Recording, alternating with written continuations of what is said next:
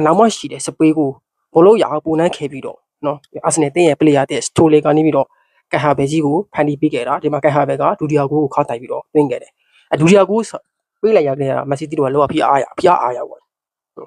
အဲ့ဒါမပြီးသေးဘူးပါရမီကမက်ဆီတီတို့ကဘာမှမလုပ်နိုင်သေးဘူးဒုတိယပိုက်စားပြီး3မိနစ်ပဲကြာသေးတယ်ဦးဒီကေကိုသွင်းသွားပြီအဲ့ဒီဦးဒီကေတွင်းနေလို့တကယ်လာတယ်နော်ကိုသမားဒူနေရမကိုခြေလှုပ်ပြီးတော့တွင်းသွားတာအဲ့3ခုထိပေးရပြီးမှမက်ဆီတီတို့ကဘလို့မှကမ်းမဲ့လို့မနိုင်တော့ဘူးသိထားပါပဲအာဆင်နယ်တို့ဒီဘက်မှာဘာဖြစ်လို့အဲ့ဒါတွေကောင်းတယ်လေဒီကသူတို့ရဲ့အာသချေတစ်ခုဖြစ်တဲ့ကွင်းလဲကနေပြီးတော့ present ပေးနိုင်တာပဲနော်အဲ့လို present ပေးနိုင်တာမက်ဆီတီတို့ကဘေးအကိုကောင်းကြီးတိတ်လို့မရတာ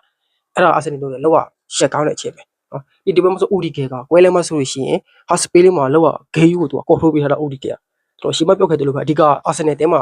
သူတို့ကစိတ်ရှိတယ်ဗျာဒီလားဦးဒီကေကစီဘလို့သွားတာဒီလိုပဲအခုဘက်မှာလည်းဒီလိုပဲဦးဒီကေကွဲလဲမှာလောကကော်ထိုးပေးထားတာဒါပေမဲ့အဲ့ဒီလိုဦးဒီကေကော်ထိုးအရှိမလောကဟာစပေးလေးမှာဂေးကို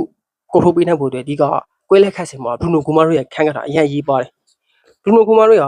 အာဆင်နယ်ရဲ့ defensive transition မဆိုရင်လောကပို့ပြီးတော့အကောက်စီတဲ့ပလေယာတရားဖြေလာခဲ့တယ်ဗျာဒါပေမဲ့သူပထမပိုင်းလဲလိုက်တယ်တရားရရှိလာတော့မသိဘူးဟိုပေါင်မှာရေခဲထုတ်ခဲ့တာပြီးတော့တိကွာလိုက်ဝင်လာခဲ့တာအာဆင်နယ်တဲ့ဘရူနိုဂိုမာရိုရတာတကယ်ကောင်းတယ်ဗျာနောက်တစ်ချက်ကအာဆင်နယ်မှာဆိုရှင်ပလေယာတဲ့စတိုလေးကိုလည်းတကယ်ချီးကျူးရမယ်ဒီဘက်မှာဖက်ဒင်းမှု2ကြိမ်ပြုလုပ်သွားတာအခုမှပထမဆုံးတစ်ပွဲပဲကစားရသေးတယ်နော်